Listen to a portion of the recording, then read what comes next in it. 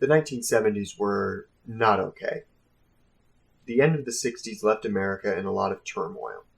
Among other things, the Vietnam War created a sense of disillusionment. There was severe political unrest, and the American economy was in a near-depression state. Another important element was the advent of television, which put a dent in theaters, especially drive-ins. Everyone was looking for a way to get people back into theaters. Why are we reliving the worst parts of the 70s? When do we get to relive Kiss Meets the Phantom of the Park? Is there something wrong, Demon? I'm not sure. The solution for drive-in theaters were double features of exploitation films. These films included everything from blaxploitation to Nazi-sploitation, as well as X-rated pornography. A major subgenre of exploitation films was the rape and revenge film. The appeal of these films had to do with their ultra-violence and prominent nudity, things that could not be shown on television. So we have an angry and disillusioned country combined with the demand for hardcore exploitation films. This is where Wes Craven comes in. Wes Craven was born August 2nd, 1939 in Cleveland, Ohio. He was raised in a highly religious family to the point that he wasn't allowed to watch films. He became a college professor but left academia behind to pursue a career in film. Craven helped edit a film called Together, which was directed by Sean S. Cunningham. Together was made for a Boston-based studio, Hallmark Releasing. The studio owned theaters in Boston and would fund films to serve as a second feature with a more commercial picture. After the success of Together, Hallmark asked Cunningham for a horror film. Cunningham knew Craven wanted to direct and asked him to write a film, and if Hallmark liked it, Craven could direct it. The resulting film was The Last House on the Left. Craven based the film on a 1960 French film called The Virgin Spring. He liked the idea of the murderers of a young girl staying at her house, and then her parents discovering her murder and exacting revenge. The film follows 4 criminals who rape and murder 2 teenage girls. They then end up staying with the parents of one of the girls who take revenge when they learn what happened to their daughter. Last House is a difficult film to talk about because it's tough subject matter. I'm a pretty big horror fan, and I'm usually okay with most violence, but rape is different. I really don't like when stories include on-screen rape, so the whole rape revenge thing is not something I'm super into, but I'm not supposed to be into it. The film is doing exactly what it means to do, which is disturb me.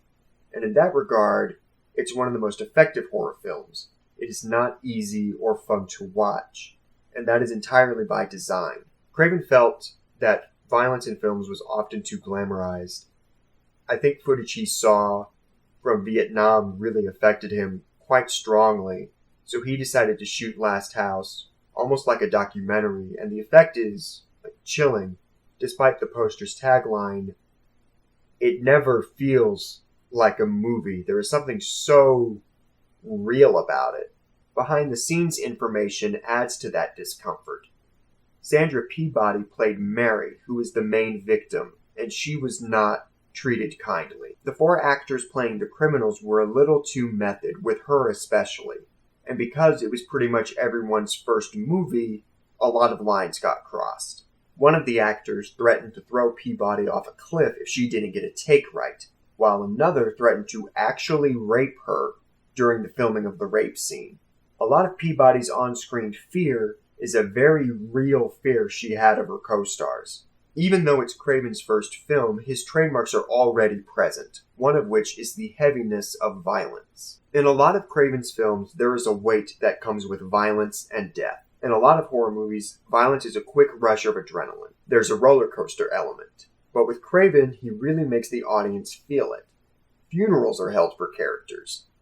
Even in his more comedic films, when shit gets real, it gets real. One of my favorite moments from Scream is towards the beginning of the film, where Sydney is sitting in class just staring at the empty seat next to her, which belonged to Casey before her death. Death lingers in a Wes Craven movie. In Last House, the best examples of this are with the killers. Both after they kill Phyllis and Mary, they're almost disgusted with themselves. themselves. The actors play it well. These villains go so far that the weight of their actions hits them in a profound way. They go into shock. There's something very human about that, which makes the film even scarier.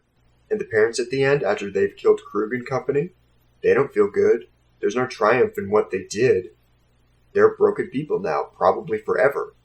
No death is designed to make the audience feel good. The other Craven trademark is the counterpointing tone. He likes to combine the horrific with comedy. It is a key aspect of his style, and there are times when that works brilliantly. This is not one of them. It works initially. The movie starts with a lot of corny humor and a relaxed vibe. It lulls the audience into a false sense of security, even if they know it's a horror film.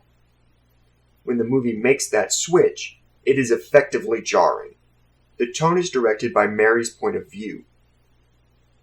But then there are those two cops. During all the horrific rape scenes and violence, the movie cuts to the hijinks of these two useless cops, and it kills the mood, momentum, and tension.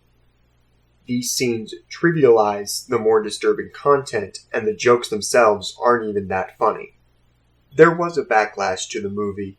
Projectionists reportedly cut certain scenes out themselves, and the film was banned in England. I honestly don't know how I feel about this movie. It accomplishes its goals. It is effective.